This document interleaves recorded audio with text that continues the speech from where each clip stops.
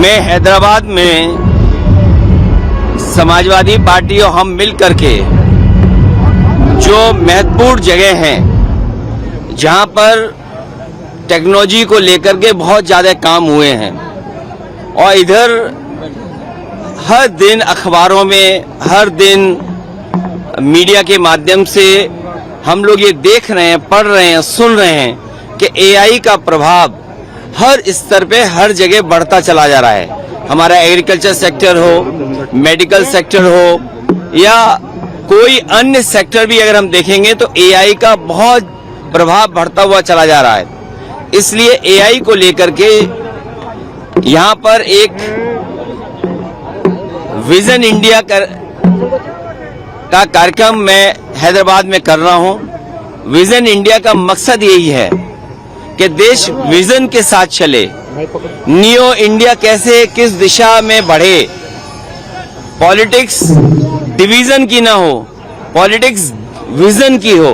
इसलिए मैं हैदराबाद आया हूँ। पॉलिटिक्स प्रोग्रेसिव हो, निगेटिव ना हो, नकारात्मक पॉलिटिक्स नहीं हो, विजनरी पॉलिटिक्स हो, डिवीजन पॉलिटिक्स खत्म हो, विजनरी पॉलिटिक्स शुरू हो। इसलिए हैदराबाद में आया हूँ। क्या बोलना चाह रहे हैं?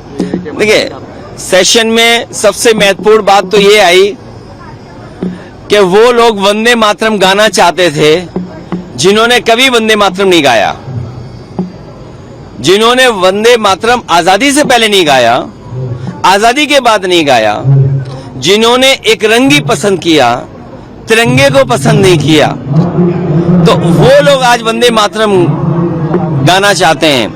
और दूसरा एसआईआर को लेकर के, एसआईआर और इलेक्शन कमीशन को वोट बढ़ाने के लिए काम करना चाहिए कि वोट बढ़ें। और मैंने जैसा कहा और फिर कहता हूं कि यूपी में 3 करोड़ से ज्यादा वोट कटने जा रहे हैं। अगर आप सोचें 3 करोड़ वोट अगर कट जाएंगे और बीजेपी इलेक्शन कमीशन मिलकर के ये साजिश कर रहे हैं कि जहां जहां बीजेपी हारी है वहां पर वोट ज्यादा काट दें, तो ये तो साजिश है। लोकतंत्र में, डेमोक्रेसी में साजिश है। और ये एसआईआर नहीं है, एसआईआर के बहाने एनआरसी है। जो एनआरसी ये सीधी लागू नहीं कर सकते थे, वो एनआरसी लेकर के आए हैं। ये लोगों के कागज ढूंढवा रहे हैं। अगर कभी एनआरसी लागू तो कागज क्या देने पड़ेंगे? यही तो कागज देने पड़ेंगे। और फिर आप लोग तो एक उस शहर के जो टेक्नोलॉजी को समझते हैं, आधार को आधार ही नहीं मान रहे हैं। ये सबसे बड़ा दुर्भाग्य है कि आधार में हमारे रेटिना की इमेजेस हैं, हमारे फिंगरप्रिंट्स हैं, हमारा पूरा डिटेल उसके अंदर है। हम आधार को आधार ही नहीं मान रहे हैं और एसआईआर करा रहे हैं, जिससे लोग परेशान हैं। इन्होंने नोटबंदी में परेशान किया, जीएसटी से उद्योगपतियों को परेशान किया, कोविड में परेशान किया और अब एसआईआर से परेशान कर रहे हैं। क्या सोच सकते हैं आप यूपी में 3 करोड़ से ज्यादा वोट कट जाए? तो ये कैसी डेमोक्रेसी है? अगर हमें वोट ही नहीं डालेंगे हम, तो फिर लोकतंत्र को कैसे बचाएंगे? अभी हम बाबा साहब भीमराव अम्बेडकर जी की प्रतिमा देखते हुए आ रहे थे। बाबा साहब भीमराव अम्बेडकर जी ने तो अधिकार दिया हमें वोट डालने का, एक वोट डालने का अधिकार। यही वोट हमें हक दिलाता है, यही वोट हमें न्याय दिलाता है, यही वोट हमें आरक्षण दिलाता है, यही वोट हमारी सुरक्षा करता है, यही वोट हमें नौकरी दिलाता है, यही वोट है जिससे हम अपना गुस्सा सरकार के खिलाफ निकाल सकते हैं। ये वोट ही काट दे रहे हैं। ये बीजेपी की साजिश है।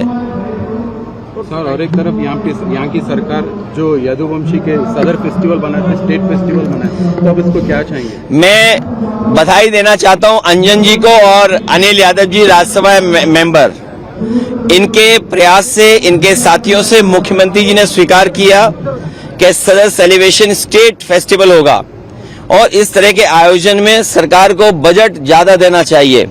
और इसलिए क्योंकि हमारे ये ट्रेडिशन से जुड़ा है, सदियों पुरानी परंपरा से जुड़ा है। और सबसे खुशी की बात यह है कि यादव भाई लोगों से जुड़ा हुआ है। और उससे भी खुशी की बात यह है कि यादव भाई और यादव समाज के लोग जो जिससे वो हजारों साल से जुड़े रहे, अपने घर, मकान, जानवर और गाय से, वो कम से कम इस फेस्टिवल, सदर फेस्टिवल सेलिब्रेशन में ये सब चीजें शामिल होती हैं। कल मेसी आ रहा सर हैदराबाद उसके बारे में हैं? सर केटीआर का जो मिलने का एजेंडा क्या है सर? मैं देखिए केटीआर और आदरणीय केसीआर साहब हमारे साथी हैं और मैं उनके साथ हमेशा रहा हूं, हमेशा रहूंगा। सर कल फुटबॉल प्लेयर मेसी आ रहा है सर उसके बारे में ये तो बहुत खुशी की बात है कि फुटबॉल जैसा खेल जो दुनिया का सबसे लोकप्रिय खेल है, कलकत्ता के बाद दिल्ली और आपके शहर में आ रहा है। इस शहर के नौजवान जो फुटबॉल को प्रेम करते हैं उनके लिए बड़ी खुशी की बात है, क्योंकि दुनिया का सबसे बड़ा स्टार है फुटबॉल का। अभी तो हमें नहीं मौका मिल रहा है, कभी हमें रॉबर्टो कार्लोस के साथ उनके साथ एक मंच पर फुटबॉल एक दूसरे को पैर से खेल करके हम लोगों ने पास की थी। रॉबर्टो कार्लोस के साथ जब कभी समाजवादी सरकार उत्तर प्रदेश में होगी तो हम लोग भी बुलाएंगे, क्योंकि सरकार ही बुला सकती है, सरकार ही खर्चा कर सकती है। विपक्ष के लोग तो केवल दूर से देख सकते हैं, इसलिए टीवी पे हम लोग देखेंगे।